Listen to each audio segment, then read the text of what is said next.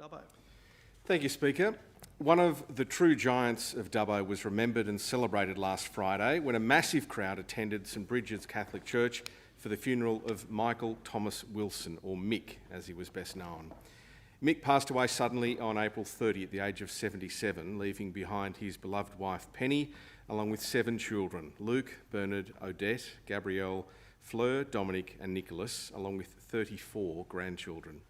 He also left behind a wide circle of friends that stretched far and wide, and that is certainly a sign of the life that Mick lived. Now, I could stand here and talk on and on about his many achievements, but I thought I'd give you a snippet of what made Mick a bit of a hidden gem in the Dubbo community. In Dubbo, the Wilson family is synonymous with rugby league, and in particular, the Dubbo Sims and St John's clubs.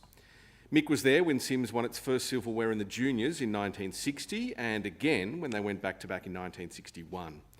Work took him to Forbes in 1962, and he helped the Magpies to the first grade title that year.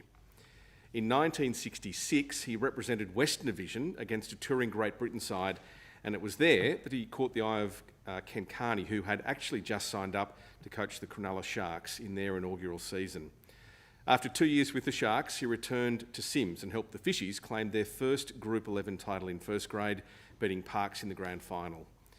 As well as enjoying a stellar playing career of his own, Mick was instrumental in the creation of the St John's Junior Rugby League Club. Now, helping start a new club is one thing, but ensuring its success is another. And there was no job that needed doing that Mick wouldn't put his hand up to do to ensure the St John's not only survived, but absolutely thrived.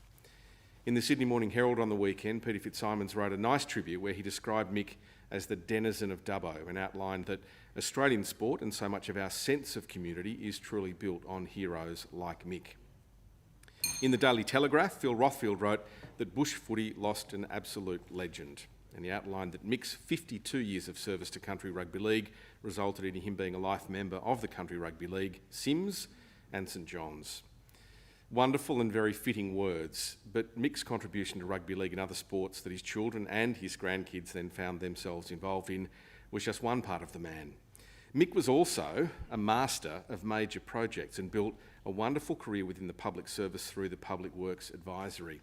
He had involvement in many pieces of major infrastructure, both in Dubbo and further afield. Locally, he was a big part of the development of Riverdale Shopping Centre and some of the buildings at Taronga Western Plains Zoo, and then later in life consulting through Dubbo City Council on the refurbishments and additions to a number of projects: the Civic Administration Building, the addition and renovation of the terminal at Dubbo City Airport, the construction of the Western Plains Cultural Centre, the West Dubbo Preschool, Dubbo Regional Theatre and Convention Centre, the Rural Fire Service Training Facility and the wider Emergency Services Hub, along with the Old Dubbo Jail refurbishment. Across the state also, there are many pieces of infrastructure which have the Mick Wilson polish on them. And it might surprise many to know that a humble builder from Dubbo was behind some fairly major projects of buildings across the state. Among those, the Special Purpose Prison at Long Bay Jail, the Lithgow Correctional Centre, Silverwater Prison, Parramatta Prison, Marrickville TAFE, North Sydney Girls High, Bradfield College, Silverwater Remand Prison, the Newcastle TAFE, Darling Harbour Link Project, the Traffic Management Centre, the South Sydney Ambulance Station, the upgrade of the Circular Quay Wharves, the Visitors Block at Silverwater, the Ultimo TAFE Science Block, St George TAFE upgrade, Gymea TAFE upgrade, Narimba TAFE upgrade, Cobham Juvenile Justice Centre, the Oatley College of Education, the Challura TAFE upgrade, Ryde Institute of TAFE and North Sydney TAFE. Now, I probably haven't listed every single one, but you can see the incredible mark that Mick quietly left on not only Dubbo but the entire state of New South Wales. In recent times, since being elected to this role, I spoke to him on quite a few occasions to get a greater understanding of what goes into certain types of development and the construction of major infrastructure. He was always happy to have a chat, great bloke to have a chat with, and always gave me a few ideas and a greater understanding of the processes involved. Despite being in charge of billions of dollars of infrastructure over a long and successful career, Mick was never above anything or anyone. He'd still stand behind the barbie and cook snags and steaks at the footy on the weekend. He loved being involved, loved coaching and loved being part of kids' and grandkids' lives. And I think that's what most people will remember Mick Wilson for. He was just a wonderful bloke who loved his family and loved life to the fullest.